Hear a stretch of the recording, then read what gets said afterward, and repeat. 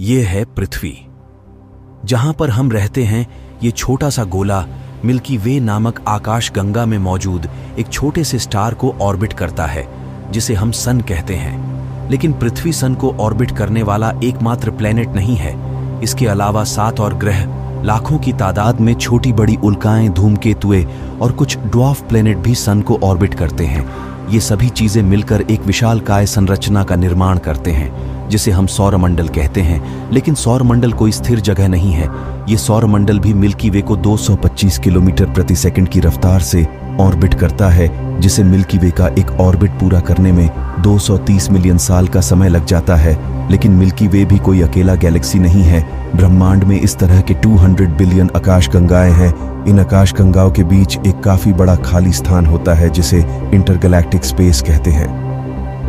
आज के इस वीडियो में हम यूनिवर्स की एक ऐसी जगह के बारे में बात करने वाले हैं जिसके बारे में काफी कम ही चर्चा किया जाता है। लेकिन यह ब्रह्मांड का वो इलाका है जहां ऐसे ऐसे राज छुपे हो सकते हैं जो किसी गैलेक्सी में भी देखने को ना मिले।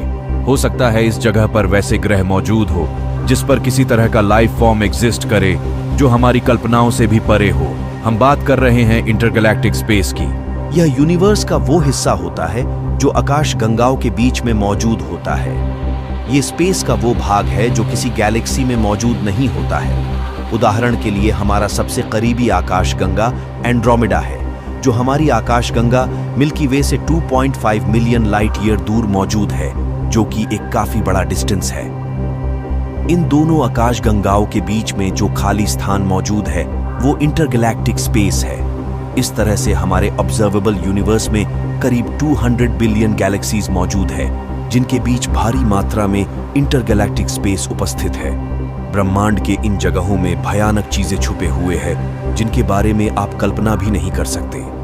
अगर मैं आपसे पूछूं कि ब्रह्मांड का अधिकतर पदार्थ कहां पर मौजूद है, तो आपका जवाब शायद यह हो सकता है कि यह तो ब्लैक होल्स और स्टार्स में मौजूद होते हैं।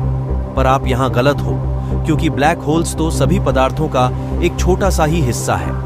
और सच तो यह है, पदार्थों का अधिकांश हिस्सा गैस और डस्ट के रूप में मौजूद हैं, जो कुछ इस तरह से स्पेस में बिखरा हुआ है जो कि लगभग इनविजिबल है।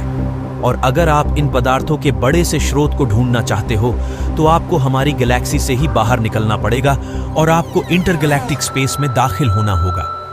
वैज्ञानिकों ने अपनी खोज में पाया है कि यूनिवर्स के इन हिस्सों में गैलेक्सी से अधिक गैस और डस्ट के पार्टिकल्स मौजूद है, जिसका मास आकाशगंगाओं से भी ज्यादा है।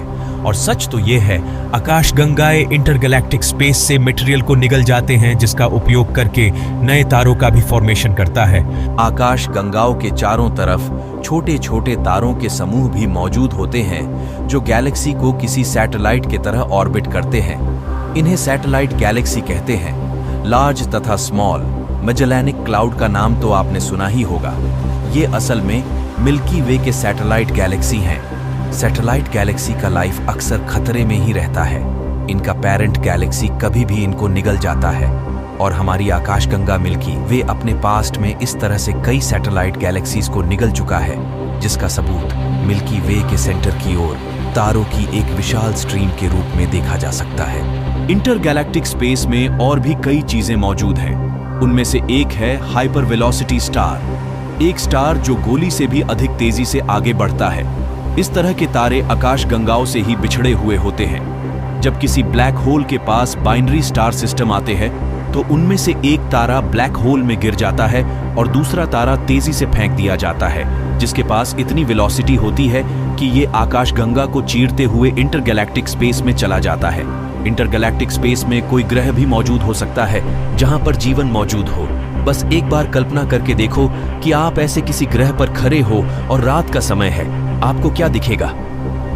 कुछ भी नहीं, क्योंकि यहाँ इंटरगैलेक्टिक स्पेस में भले ही गैस और धूल के कण मौजूद है जो कि अदृश्य है। ऐसे में यहाँ किसी ग्रह पर आपको आकाश के काले चादर के अलावा कुछ भी नहीं दिखेगा। आपका तो पता नहीं, लेकिन मैं तो ये सोचकर ही डर जाता हूँ। लेकिन इंटरगैलेक्टिक स्पेस में रोग प्लैनेट्स भी मौजूद हो सकते हैं जो किसी तारे से भी बंधा हुआ ना हो।